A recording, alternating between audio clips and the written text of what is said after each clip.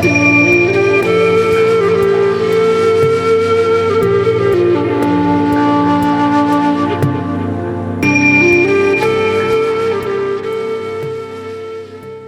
week on the Anxiety Slayer podcast, we're discussing the practice of tuning up your personal awareness by practicing one of our favorite daily rituals to relieve stress and anxiety. Hi, Ananga. Hey, Shan. It's good to be with you this week to share a conversation about joy spotting and the benefits of gratitude and curiosity. Many in our community are feeling stressed about what's happening on the world stage, whether it be political, environmental, or related to the pandemic. There's just a lot of intense and heavy energy trying to push its way through to each of us. And joy spotting will help you change your internal dialogue. Today, we're going to walk through the benefits of curiosity and generosity and gratitude, as well as the joy spotting practice that we recommend. Would you like to begin with curiosity, Ananga? Yeah, I think curiosity is such a wonderful practice to adopt. Sometimes we just read it as a static word, but it can be a living practice, and it helps keep our mind engaged and active within our lives. It can go very nicely with mindfulness and presence. It makes learning new things an adventure. It keeps our attitude light and playful. It's an open, nice state of mind for learning new things. And instead of worrying about what we don't know, curious people always put their focus on what they'd love to know and then seek it out. I always really enjoy being around curious people who are open and explorative about learning. And for me, curiosity is a really powerful antidote to anxiety, even in the way that we were talking about last week, being curious about what's out in nature, what's changing. This morning I noticed when I got up to meditate that it was light a little bit earlier and I could just see one star out of the window opposite my chair, where last week it was dark and I couldn't see that star. So that made me curious. The light's changing, we're moving to spring, just little noticings, but also we can make it a more deeply explorative practice. And I find it really helpful for my mind to have those explorations to chew on, and it's a good antidote from rumination and anxious thoughts. And curiosity opens our eyes to the simple pleasures, like that star, a curious attitude. I've been curious my entire life, to the point where I sometimes drive my husband crazy because I'm so curious, and lots of why? Like a kid, right? Yeah, but I love it. What's that? But this kind of curiosity puts us in touch with our surroundings in a very grounding and delightful way. And instead of missing the moment, we can explore it fully present and aware. If you try taking a walk in nature with a curious mind, you'll connect with your surroundings more, and you'll find your walk to be as good for your mind as it is for your body. There's a reason why you've heard or probably heard the phrase, take time to smell the roses. And this is what we're talking about, making sure that when you do walk in nature, that you are as aware as you possibly can of everything around you. Just taking it all in. And if it's a walk that you do regularly, noticing the changes that you see, noticing that star that wasn't there, or that Venus rising in the sky before everything else. And of course, curiosity engages the mind. Yeah, and I love that quote from Linus Pauling, where he says, satisfaction of one's curiosity is one of the greatest sources of happiness in life. It's like excavating gold, mining for gold. We can find such amazing gems of history or nature, whatever it is we're interested in. It's really nice to keep learning and keep developing our awareness. I only recently learned that the buds on the trees are there all through winter, waiting for the spring. And that was such a lovely thing to learn and such a lovely thing to meditate on. And today I took a drive with my daughter along a road that we've driven about 3 or 4 times in the last couple of weeks. And I saw some crocuses coming on the side of the road, and I was just calling out, snowdrops, crocuses. I always get so excited when the crocuses come because I know it's a real herald of spring. So it was a curious drive. Let's see what we can see. It's just a nice way to be present and find joy. And again, I really find it a great antidote to anxiety. Fills your head with good, new things, fresh things, and just stops that rumbling anxiety that likes to flood our mind and take the joy out. Right? It's still very wintry here in northern Michigan. Lots of snow, no signs of spring yet. However, the sun did shine most of the day yesterday. And just having that warmth from the sunshine, it was everything. Yeah. I'd also like to dig into the power and potency of generosity and remembering how giving of ourselves is more potent than we think, and that generosity has a positive impact on our emotional and physical well-being. It's not just for those on the receiving end. Today, after our conversation, I'm taking a gift to a friend. We were talking about some different incenses and resins and things that I liked, and she wanted to try some. So I'm taking her some samples of frankincense and myrrh and a little charcoal disc for her to burn it with. And just telling you about it, it's so fun for me to pack this up and take this to her and give her the experience because she's curious. And it puts me in this place of feeling sweet about this little thing, this little generous gift that I can give to a friend.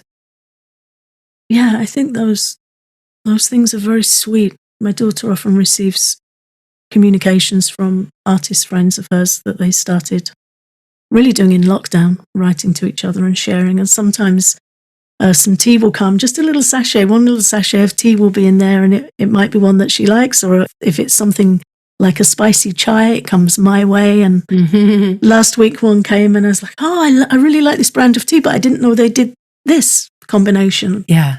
It's just a really happy little thing. With the curiosity and the gratitude, that invites you to be even more generous. Mm-hmm. And that's where we get into the knowing that mindful generosity is a huge part of being a happy person, because giving requires us to have an awareness of the needs of others. And when you're aware of the needs of others, you're not so much focusing on what might be going on in your world. Yeah. The nagging anxiety, the stress, whatever's happening, you get a moment where you can share some sweetness with somebody else. And I wanted to share a few ways to take action here where we can make a difference to those in need, to be more mindfully generous. And the first is to offer your expertise, not to offer it without being asked for it, but to, not to show up and be like, I know everything and here it is, but to be in that space of, I might be able to support you if you're interested. I've been working at X, Y, and Z for a long time, or this is something that I'm an expert at and I'd love to help. Finding a cause you believe in and making a donation, no matter how small, because you're in that space of mindfulness and you want to make a difference. And certainly volunteering your time. There's nothing like volunteering your time to take you out of fretting about yourself because you're giving back. You did a lot of volunteering right before the pandemic, and I know that you got so much from that, showing up and giving of yourself and being supportive. What was that like for you? I miss it. I bet. I really miss it. We had the privilege of working with a really cool team of people in a charity store.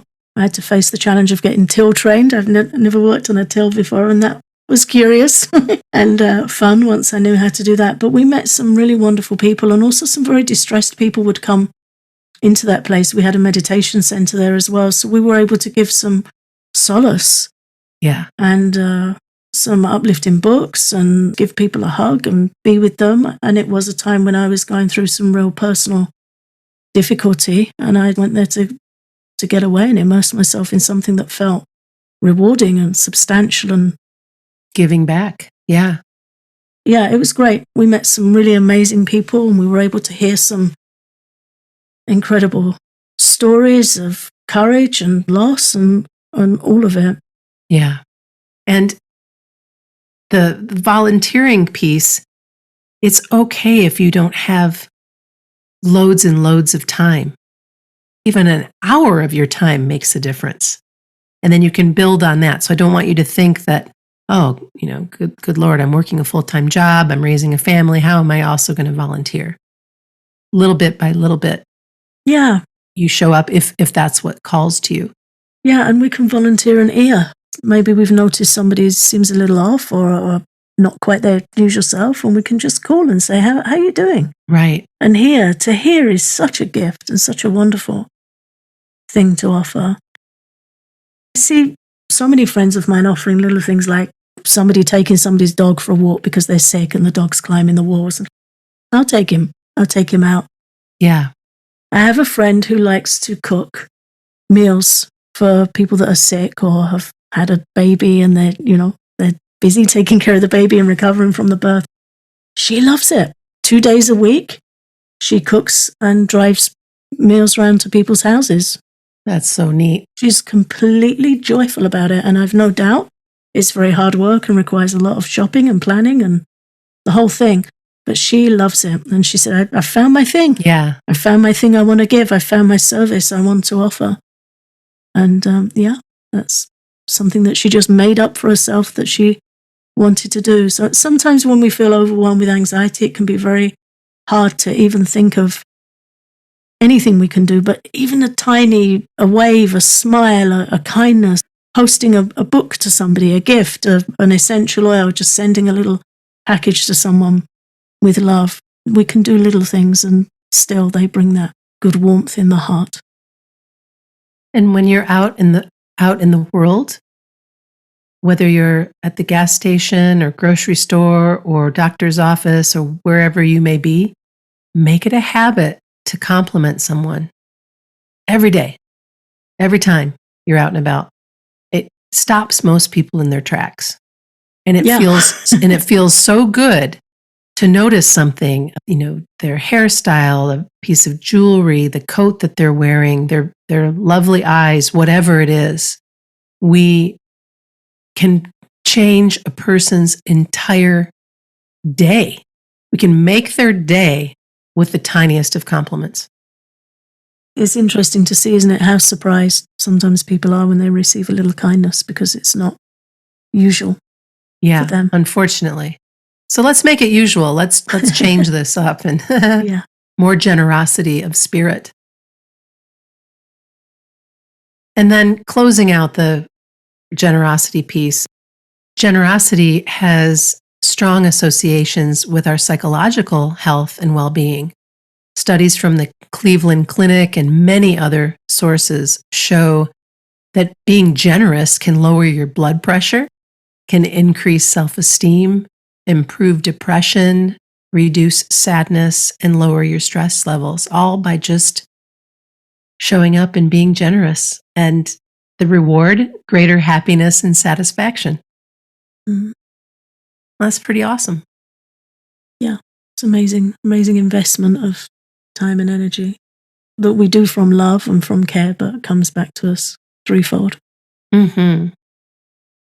I was thinking about your friend who is making the meals, and each week I make this liquid gold is what I call it, and it's a combination of ginger and turmeric and lemons and sometimes oranges if I have them, and a little bit of black pepper and oil. Anyway, I just make this tea. And then I also will take all of those good ingredients and put them in the blender with some spring water and make these containers of what I call liquid gold and put them in the fridge. Mm-hmm. And my neighbor, I gave her some for Christmas and she loved it and was talking about it. And I thought, how easy would it be for me to make just an extra jar? Mm-hmm. And so when I make it, I offer it to her and her family. She's got 2 young boys, and to help them stay healthy and put that yummy goodness inside. So now I just know that that's just something I do. I love that. Yeah. Yeah, it's nice. To bring our conversation to the title of the podcast today, we're going to talk about joy spotting and how you can learn to replace negative stories and judgment with more appreciation. It's a wonderful practice. A few years ago, I read about something called a commonplace book, which is a traditional old book where people would just write down random quotes, things they'd heard, passages they'd read, things that they want to keep. So that was something I started doing. And the only rule for me with that is that it's inspirational and uplifting. So I'll gather little quotes. Sometimes it might be off a tea tag and get stuck in there, or something I've read, something somebody wise has said. That for me is a joy spotting book, a commonplace book where you write down loads of random treasures that you've heard and gathered, and then you can flick through on quieter days or challenging days, and it's good medicine. And I invite all of our listeners to begin to notice and write down 10 things that bring you joy each day. You can also capture the beauty you experience by taking pictures. If you're an artist, you might enjoy sketching what inspires you. The key here is to practice noticing all of the tiniest little things that bring you joy. And we invite you to do this for the rest of the month, for the rest of February. And if you have children, invite them to participate and share their experiences with you at dinner time. This is something we used to do with my daughter. And we didn't do 10. We would do our top 3 and share. So Tom and I would share ours and she would share hers. And it was a sweet way to shift the dialogue. And to come back to gratitude and back to what brings us joy. And in any way, there's no right or wrong way to do it. It's just get started, start noticing. And whether it be the book that Ananga was talking about and kind of collecting little items and putting them together, or making the list, or all of the other things that I invited you to think about, just begin. And if you want, you're welcome to share your joy spotting lists and finds in our private Facebook group. And there is a link to that in our show notes. And if you are just listening, you can go to Facebook and search for Anxiety Slayer Group and you'll find us. This practice has been such a big part of my life for a long, long time. And I'm grateful to have the opportunity to share it with all of you so that maybe things can shift just a little bit, day by day. Changing our dialogue is a powerful way to stay focused on gratitude and joy. Sometimes when my anxiety is spiked, my mind can be very intrusive and it likes to butt in with what if thoughts, or its favorite thing is a dialogue. And I'll find myself having some imaginary conversation with somebody about something difficult or concerning. And I find it really helpful to be able to switch that out. If I can change that dialogue to something I'm grateful for, something I'm curious about, like offering my mind a carrot, offering some bait, and if I keep doing it, it will switch over quite readily. To steer our internal conversations away from negative stories, complaints. When anxiety is triggered, our mind can become very chattery, very persistent. So to be able to switch that over to positive stories, nice experiences, sweet experiences, things we're learning. It's very helpful. It takes practice. It certainly takes persistence, but over time, we can find it's much easier to, instead of being snared on those thoughts, to switch over to gratitude and joy and kindness and better things to meditate on. And it will change your relationships as well, because we often will get into this place where we complain about whatever might be going on in the world or whatever is bothering us or whatever we're irritated about or blah, blah, blah, right? Without even being aware of how negative that dialogue is. And so to challenge yourself for a day to not complain, or when you do complain, to flip it upside down and look for something to be grateful for or joyful for. It's a habit. I mean, people are bitching and whining and complaining all over the world. What if we could turn that on its head and infuse more joy spotting, more gratitude, more curiosity, more generosity into the energy of this collective? Wouldn't that be something? Yeah, Ayurveda teaches that what we're focusing on becomes more embedded in us. So if we are getting used to complaining habitually or complaining about others, speaking ill of others habitually, we develop a taste for it. We get snared by it and we fall into that groove where it becomes our go-to. Mm-hmm. And initially, the usual thing is somebody will see themselves doing it and feel uncomfortable. But if you get a taste for doing it, you override the discomfort and that becomes your joy. Yeah. It can become your joy. I was sitting with my daughter in a little English tea shop just this morning, actually. We were on a long table. We were one end and there were a couple of older ladies on the other end. And it was quite shocking to me to witness how much they were relishing pulling somebody else to pieces. They had their Facebook feed up and, they were going over, well, she's written this and she's written that, and just really like carrion crows, just picking apart, vultures, picking apart this poor woman. And they were enjoying it so much because clearly they're practiced. And it was really quite disturbing to witness. And the lure with it is that if we're pointing the finger at somebody else, we're not looking at our own discomfort. That's the snare. True. When we're looking out, we don't have to look inside, and sometimes we're uncomfortable with what's inside. So it's definitely something to watch out for. They were a bit too hooked on it. Anyway, yeah, we just got to watch for those lures of the mind. And as we've shared before on the podcast, it says in the Bhagavad Gita that the mind can be our best friend or our worst enemy. And left unattended, it defaults to being our worst enemy.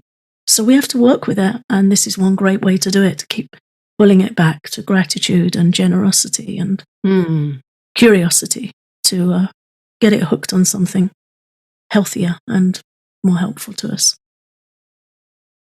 Before we close today, I would like to share my list of 5 from yesterday. I made a list of 5 things that landed on my joy spotting list, and then I'd invite you, Ananga, to share yours as well.